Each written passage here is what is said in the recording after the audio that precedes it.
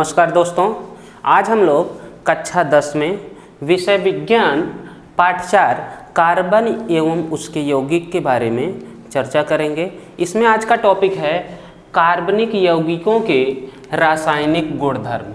कार्बनिक यौगिकों के रासायनिक गुणधर्म। तो इसमें 4 पॉइंट्स आते हैं। दहन पहला पॉइंट, दूसरा ऑक्सीकरण, तीसरा संकलन, चौथा आता है प्रतिस्थापन। अब 1 बाय 1 करके सब पे हम लोग चर्चा करेंगे। पहला है दहन। कोई भी कार्बनिक यौगिक उसका अगर दहन कराया जाए तो उससे कार्बन डाइऑक्साइड, ऊष्मा एवं प्रकाश उत्पन्न होता है। तो यहाँ पे आप देख सकते हो कार्बन ऑक्सीजन के साथ जुड़ करके कार्बन डाइऑक्साइड, ऊष्मा एवं प्रकाश उत्पन्न करता है। इसमें दूसरा एग्जाम्पल मीथेन। मीथेन का जब दहन कराया जाता है मीन्स ऑक्सीजन के साथ वो जुड़ रहा है, तो मीथेन ऑक्सीजन के साथ अपक्रिया करके कार्बन डाइऑक्साइड, पानी, ऊष्मा एवं प्रकाश उत्पन्न करता है। तो इसको अगर हम लोग कोई कार्बनिक यौगिक को लेकर के उसको जला करके देखें तो आपको क्लियर पता चलेगा। हमारे पास एक कपूर का टुकड़ा है, आप सभी लोग, आप सबके घर पे कपूर होता है। उसको आप अगर जलाओगे तो आप देख सकते हो, यहाँ पे मैं जला रहा हूँ, एक कपूर का टुकड़ा है। यहाँ पे इसको आप देख सकते हो, इस तरह से आपको दिख रहा होगा कि कपूर का टुकड़ा इसको जलाया गया तो यहाँ पे ब्लैक कलर का ऐसे धुआं उत्पन्न हो रहा है।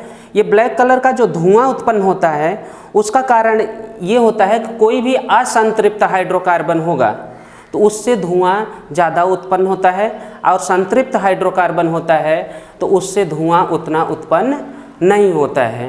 तो इसको देख करके आपको क्लियर हो गया होगा कि कोई भी कार्बनिक यौगिक अगर आप उसको जलाते हो तो उससे कार्बन डाइऑक्साइड और ऊष्मा तथा प्रकाश उत्पन्न होता है। अब इसके बाद दोस्तों हम लोग ऑक्सीकरण के बारे में देख लेते हैं। ओके दोस्तों, अब हम लोग दूसरे पॉइंट ऑक्सीकरण की बात करेंगे। ऑक्सीकरण में क्या होता है कि कोई भी कार्बनिक यौगिक उसमें ऑक्सीजन जुड़ता है तो वो दूसरे कार्बनिक यौगिक उत्पन्न करता है। यहाँ पे आप देख रहे हो एथेनॉल, जो एल्कोहल का एक कंपाउंड है। एथेनॉल को क्षारीय पोटेशियम परमैंगनेट के साथ अभिक्रिया कराया जाए या अम्लीकृत पोटेशियम डाइक्रोमेट के साथ अभिक्रिया कराया जाता है तो एथेनोइक एसिड बनता है। एथेनोइक एसिड को एसिटिक एसिड भी कहते हैं। एसिटिक एसिड कहते हैं। इसका दूसरा नाम, जनरल नेम एसिटिक एसिड होता है।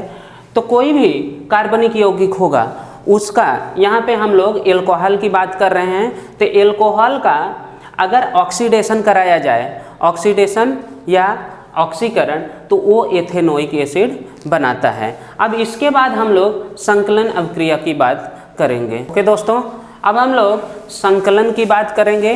संकलन अभिक्रिया, असंतृप्त हाइड्रोकार्बन निकिल उत्प्रेरक की उपस्थिति में हाइड्रोजन के साथ अभिक्रिया करके संतृप्त हाइड्रोकार्बन बनाते हैं। यहाँ पे मैं उत्प्रेरक की बात कर रहा हूँ। उत्प्रेरक का काम होता है किसी अभिक्रिया को कराना, यानी कि वो उस अभिक्रिया में खुद से भाग नहीं लेता, लेकिन उस अभिक्रिया को पूर्ण करवाने में वो मदद करता है। तो यहाँ पे ये सब एल्किल ग्रुप हैं, कोई भी एल्किल ग्रुप हो सकते हैं। यहाँ पे द्विबंध है तो यहाँ पे इसके लिए इसको असंतृप्त हाइड्रोकार्बन कहा गया है। तो ये असंतृप्त हाइड्रोकार्बन निकिल उत्प्रेरक की उपस्थिति में हाइड्रोजन के साथ अभिक्रिया करता है।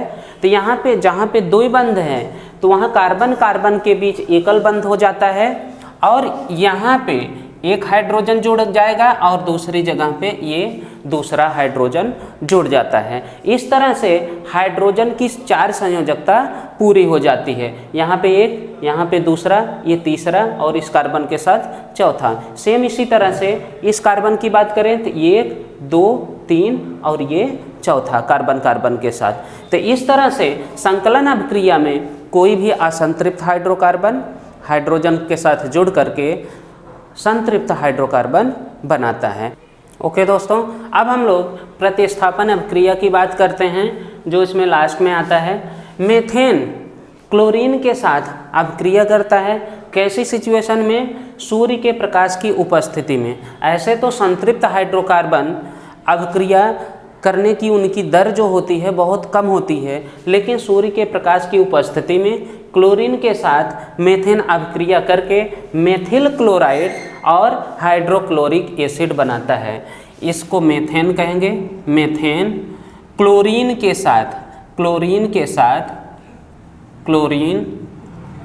साथ अभिक्रिया करके सूर्य के प्रकाश की उपस्थिति में मेथिल क्लोराइड, आपको इनके नामकरण के बारे में मैंने बताया था कि यहाँ पे हैलोजन ग्रुप है यानी क्लोरीन, और ये मेथेन का एक हाइड्रोजन हटा करके यहाँ पे क्लोरीन जुड़ा हुआ है, तो इसके लिए इसका नाम हुआ मेथिल क्लोराइड प्लस हाइड्रोक्लोरिक